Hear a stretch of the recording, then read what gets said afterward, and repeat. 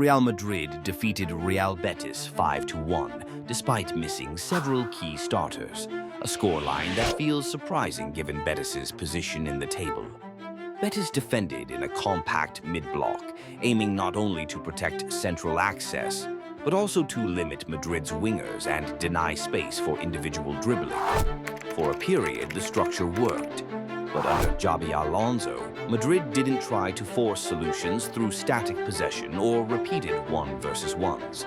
Instead, they accelerated the game, using sudden runs, quick releases, and early deliveries to attack the block before it could fully set itself. The result wasn't a collection of isolated moments, but a match where tempo and timing, rather than individual flair, repeatedly unsettled a well-prepared defensive structure. To understand Madrid's attacking responses, it is necessary to first examine Betis's defensive organization. Betis aimed to maintain a 4-4-2 mid-block throughout the match, while their nominal formation was a 4-2-3-1. One of the second-line players regularly stepped up alongside the striker, creating a two-man front line that applied pressure on Madrid's center-backs. However, when Madrid attempted to build from short goal kicks, Betis shifted into a man-oriented pressing scheme, aggressively looking to disrupt the build-up. In these moments, players were seen repeatedly jumping out of the block to engage the ball as it progressed forward, rather than holding their original positions. In the defensive third, Betis dropped into a compact low block, typically forming a 4-5-1 or 5-4-1 structure. The primary objective was to deny access into the block and protect central spaces as much as possible.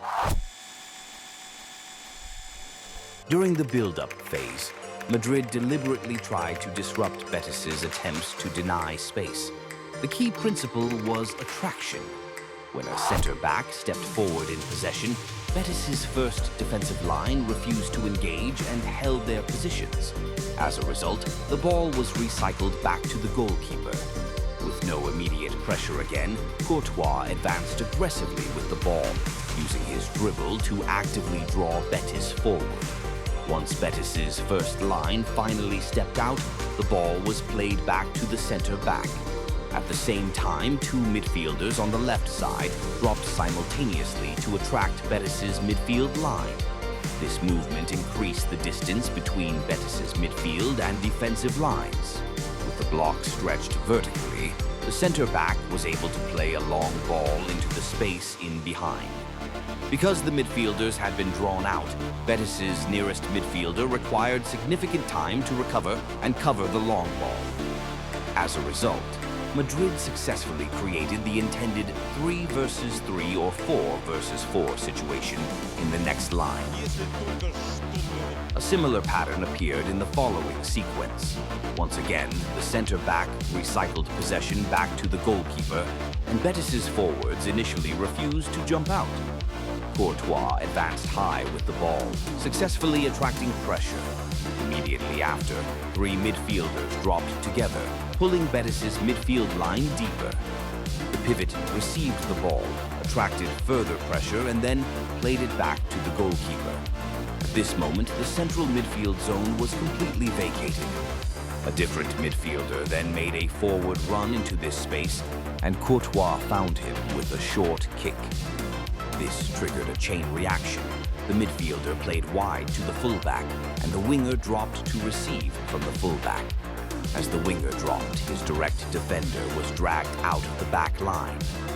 Exploiting the space created behind that defender, a midfielder made a sharp, penetrating run. After successfully fixing the defender, the winger then played the ball into the space in behind on the left flank. Once again, Madrid managed to engineer a favorable 2-versus-3 or 3-versus-3 situation. Early in the match, Madrid attempted to rely on the individual dribbling ability of their wingers, such as Vinicius and Rodrigo, to break through Betis's defensive structure. Betis, however, dealt with these situations effectively through coordinated defensive traps. In this sequence, Vinicius tried to drive inside via a dribble, but was quickly surrounded by multiple defenders and eventually dispossessed. As a result, Madrid adjusted their approach. Rather than forcing dribbles, they began to use dribbling as a decoy, attracting pressure before releasing the ball into the newly created space. In this example, Vinicius receives the ball and immediately draws 3 defenders toward him. Instead of attempting to dribble through, he played the ball into Bellingham, who was positioned in the open space. Bellingham then combined with the centrally positioned forward through a wall pass combination, successfully bypassing the central defenders. A similar pattern appears in the next sequence. Madrid deliberately plays into a central player positioned in the area Betis prioritized as their primary zone to deny, triggering immediate pressure and a surrounding movement. This time, Bellingham uses his individual quality to escape the press and then releases the ball to a forward, making a penetrating run. As Betis's defenders continue to apply pressure in a chain reaction, Madrid remain patient and circulate the ball into the newly available spaces. The next receiver is then able to find a teammate, making a fast run into the right side of the box, leading to a dangerous cutback. In the final sequence, a midfielder plays a backward pass to an advancing defender and immediately moves into the vacant space. At the same time, the left fullback widens his position, stretching Betis's defensive line horizontally. A player positioned in front of the box makes a quick curved run into the left channel, while a player on the right drops suddenly to disrupt the defensive line. With the timing perfectly coordinated, the defender delivers a long pass into the path of the runner.